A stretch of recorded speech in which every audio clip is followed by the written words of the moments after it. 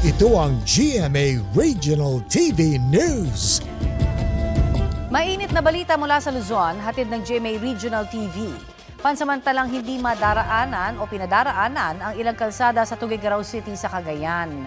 Chris, anong dahilan nito?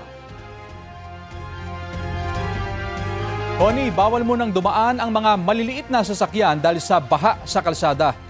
Partikular yan mula sa Pinakanawan River Park hanggang sa Corner Taft Street Extension. Ito kasi ang kalsada na patungong Bonifacio Street Extension na may tubig pa rin. Pinapayuhan ng mga motorista na maghanap muna ng alternatibong ruta. Ayon sa Pag-asa, shear line ang nagpaulan sa lalawigan ng Cagayan. 27 million pesos naman na halaga ng iligal na droga ang nakumpiska ng mga otoridad sa isang linggong anti-illegal drugs operation sa Cordillera Region. Sa kabuuan, may nakuhang mahigit 130,000 fully grown marijuana plants, pati 11 gramo ng hinihinalang shabu.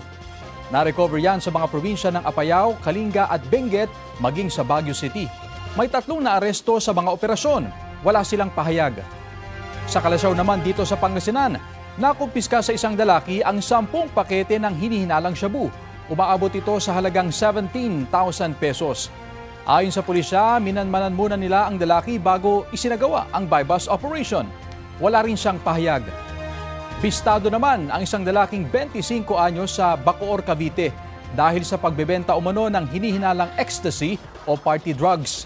May nakumpiska rin sa kanya na 5 gramo ng umano'y shabu. Halos 240,000 pesos ang halaga ng mga illegal na droga na nakumpiska sa lalaki. Hindi siya nagbigay ng pahayag.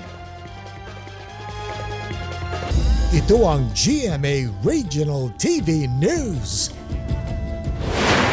Mainit na balita sa Visayas at Mindanao na ihahatid ng GMA Regional TV. Nag-inspeksyon ng DPWH sa mga lugar sa Cebu na kabilang sa mga napuruhan sa Bagyong Tino. Sara, anong resulta ng kanilang assessment? Rafi, napag-alaman na hindi lang sa Talisay City kailangan ng matinding replanning ng flood mitigation, kundi sa buong Cebu Province. Ayon kay DPWH Secretary Vince Dizon, ang solusyon ay kontrolin ang tubig na galing sa mga lugar na nasa hilaga ng Talisay City, bagay na hindi aniya nagawa sa nakalipas na 10 hanggang 15 taon. Wala raw flood control o water impounding projects gaya sa Cebu City. Kulang-kulang din daw ang mga revetment wall. Ayon sa DPWH, iimbestigahan ng Independent Commission for Infrastructure kung may substandard bang mga proyekto kontra baha sa probinsya.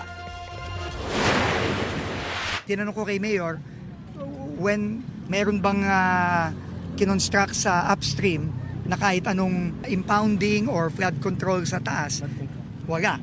Kung hindi mo kinokontrol yung tubig sa taas, talagang paulit-ulit lang ito mangyari. So that needs to change now. Hindi na pwede. Nag-inspeksyon din ang DPWH kasama ang ilang miyembro ng Independent Commission for Infrastructure sa flood control project sa Davao City. Balitang hatid ni Argil Relator ng GMA Regional TV. Ininspeksyon ng Department of Public Works and Highways at Independent Commission on Infrastructure ang itinayong road slope protection structure at naka-install na rockfall netting sa Junction Shrine Hills ng Davao City Diversion Road. Inakyat ng mga opisyal ang matarik na bahagi ng bundok sa gilid ng highway. May kinuha silang mga cyclone at net sa lugar.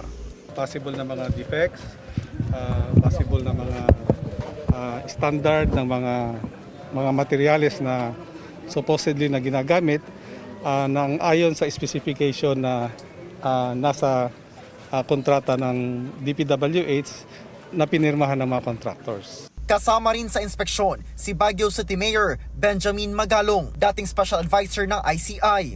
Tiningnan din nila ang napinsalang bahagi ng flood control project sa Davao River sa bahagi ng Matina, Gravahan.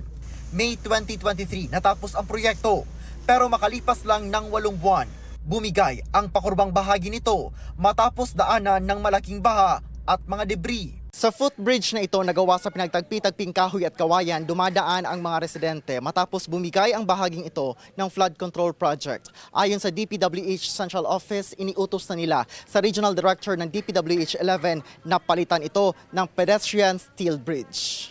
Nauna nang sinabi ng DPWH 11 na nagkaproblema sa road right-of-way kaya hindi agad ito na-repair.